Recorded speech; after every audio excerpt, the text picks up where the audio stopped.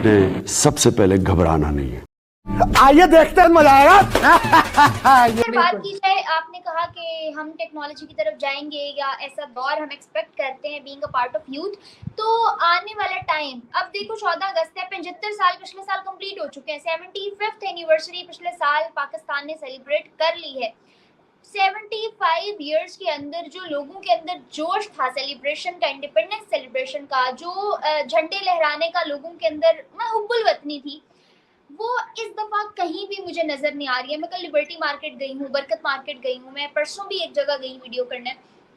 मतलब इतने दिनों से मैं रोज बाहर निकल रही हूँ और मुझे कहीं किसी छत पे ना कोई झंडा दिख रहा है। सिर्फ हर बंदा, मुझे लगता है कि उस 40 करोड़ के झंडे पे रिलाय करके लोगों ने सोचा जब हुकूमत ने हमारी जेबों से निकलवा के झंडा बना दिया तो फिर हमें क्या जरूरत है यार। इससे मैं ना, क्यों लोगों के अंदर वो प्यार बाकी नहीं रहा है, वो जज्बा बाकी नहीं रहा है। मैं बताती हूँ, आज सबको पता है, जो हमारे व्यूवर्स हैं उन्हें भी पता है ये जज्बा किसने खत्म किया। ये सारा वर्दी का कमाल है। और रात को मैं वो एक हमारा एक मिनी नगमा है, मैं लोगों ने उसको एक नए तरीके से बनाया है। ये वतन तुम्हारा है, हम हैं खामखा इसमें, ये चमन तुम्हारा। मतलब ये पाकिस्तान जिनका है, ये उन्हीं का ही है। हम और आप खामखा एਵੇਂ ही है हम अंदर। तो ये जो 14 अगस्त की जो खुशी खत्म की है, सबको पता है इसके पीछे क्या हिस्ट्री है। लोगों को बेसिकली अपना जो वो आईना था वो दिखा है कि हमारी हैसियत क्या है, हम कौन है। आप ये देखें, इतना लोग अब माइक से डरते यार, अपनी ओपिनियन देते हुए कहते यार मुझे तो नहीं कोई उठा लेगा। मैं कहा भाई तुझे कोई नहीं उठाएगा, मैं तुम्हें वादा करती हूँ। तुम मतलब हम एक ऐसे जोन में आ चुके हैं ना कि बोलोगे तो जाओगे।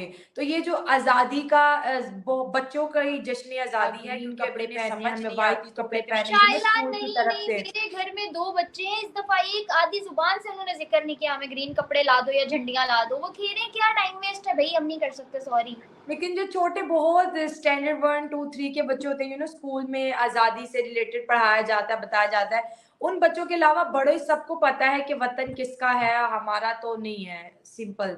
और ये चीजें बदलेंगी, लेकिन अगर एक इदारा ठीक हो जाए और वो थोड़ा सा पीछे हट गया, यकीन मानो महविश, हम अपने सियासतदानों को बहुत कोसे हैं, मैं सच बता रही हूँ आपके शो पर। लेकिन अगर आज मुल्क बचा हुआ है ना, हमारे सियासतदानों की वजह से बचा। वो कुछ ना कुछ करते रहते हैं, जेल में भी चले जाते हैं, सवाल भी उठाते हैं, लोगों को भी जगाने की कोशिश करते हैं। आज अगर थोड़ा सा सुकून है, सियासतदानों की वजह से है। और देख लें, वही सियासतदान जेल में होते हैं जो कि आवाम के लिए होते हैं। तो थोड़ा सा अगर हमारे जो पॉलिटिशियन है उनको थोड़ी स्पेस दे दी जाए, अगर एक इदारा पीछे हट जाता है और पॉलिटिशियंस को स्पेस दे दी जाए, तो तभी मुल्क में हो सकता है, क्योंकि उनकी भी नहीं चलती, जब मर्जी चाहे उनको गिरा देते हैं।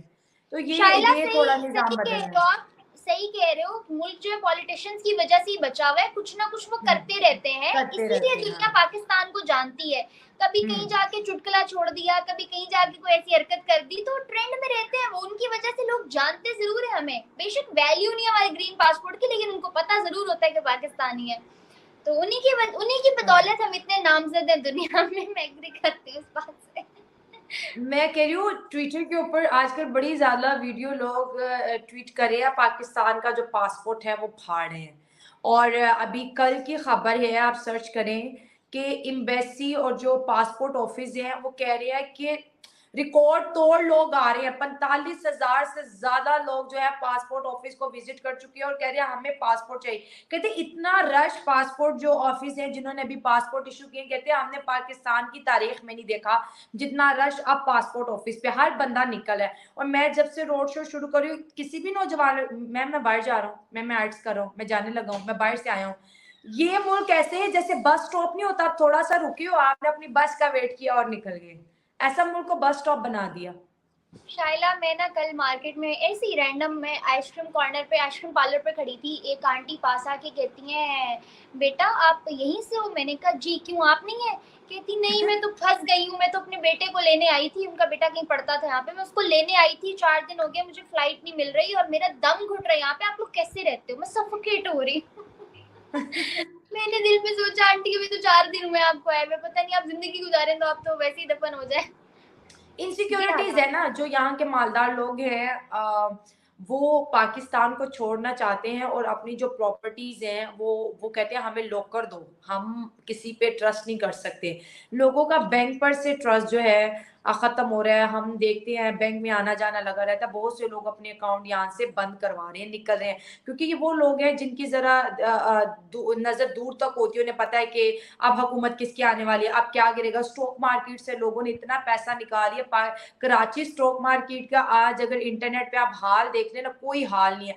हुकूमत जैसी हमारी गिरी, खत्म हुई, सबने पैसा निकाल लिया, क्योंकि जो सरमायाकार है इस मुल्क का वो अपना पैसा छुपा के बैठा हुआ है, क्योंकि उसको पता है कि यार ये किसी भी वक्त कुछ भी हो सकता है, तख्ता पलट सकता है, मेरी दौलत ना उड़ जाए। तो इनसिक्योरिटीज बहुत ज्यादा है। अगर हम इंडिया की बात कर लें, देखिए उनके प्राइम मिनिस्टर ने ये स्पीच आपने भी सुनी होगी, उन्होंने कहा कि कोविड के बाद दुनिया को एक ट्रस्टेड पार्टनर की जरूरत है, वो ट्रस्टेड पार्टनर इंडिया है। और आप यहाँ पर आके अपना बिजनेस लगाओ, अपना पैसा दूसरे मुल्कों से निकाल के हमारे मुल्क के अंदर डालो, डिविडेंड भी बढ़ेगा, पैसा भी डबल होगा, टैक्स में भी रिलीफ मिलेगा, एंड गवर्नमेंट जो इंडिया की जो करंट गवर्नमेंट है वो आपको सपोर्ट करेगी। ये राइट टाइम है और यही साइट है, सही टाइम है। आप जो इंडिया तो देख नहीं रहे, अमेरिका की बड़ी बड़ी कंपनीज आ रही है, फॉक्सकॉन आ रही है, तो उन्होंने ट्रस्ट दिया है। तो हम अपने कारोबारी लोगों को ट्रस्ट नहीं दे सके। परसों मैं एक शर्ट ले रही थी, उसके ऊपर लिखा हुआ था मेड इन बांग्लादेश, तो मैं हैरान रह गई कि यार देखो बांग्लादेश की शर्ट्स पाकिस्तान में है, अगर दुबई चले जाए वहां पर भी बहुत ज्यादा स्टॉल पे मेड इन बांग्लादेश है।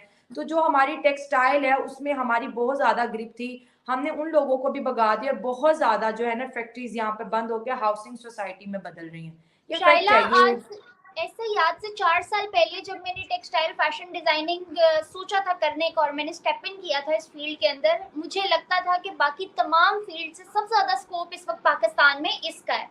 मैंने डिग्री स्टार्ट की, आज मेरी डिग्री खत्म हुई है, तो मुझे लगता है कि सबसे कम स्कोप इसी फील्ड का है। मतलब सब बदल गया इन 4 सालों में, इतने ज्यादा चेंजेस कि आज मैं सोचती हूँ, मुझे लगता है कि अगर मुझे यही फील्ड कंटिन्यू करनी है तो I should just get out of this country, तो तभी मैं कुछ कर सकती हूँ। इतना ज्यादा चेंज इन कुछ सालों में, इतना डिफरेंस आया है, क्या उसके बाद हम एक्सपेक्ट। इसका एक ये है ना, देखो फैशन डिजाइनिंग एक बहुत अच्छी चीज है, और ये मतलब ये एक आर्ट है, ठीक है। ये लोग कौन थे सर जो चले गए? जा पूछ क्या। तो आप लोगों ने वीडियो देखी, आई होप दोस्तों वीडियो आप लोगों को पसंद आई होगी। क्यों नहीं पसंद आई होगी दोस्तों, इतनी अच्छी इतनी प्यारी वीडियो थी दोस्तों। बात करें काली महाराज जी की, कालीचरण महाराज जी की, तो हम सब के फेवरेट हैं, हम सब उनको देखना पसंद करते हैं, उनको सुनना पसंद करते हैं। जिस प्रकार से वो डिबेट करते हैं सनातन धर्म के लिए, चाहे जितने भी हमारे देशभक्त जो आज इस दुनिया में नहीं हैं, जहाँ भी होंगे, जब वो देखते होंगे कालीचरण महाराज जी की बातें सुनते होंगे, तो कसम से यार उनके दिल को सुकून ज़रूर मिलता होगा।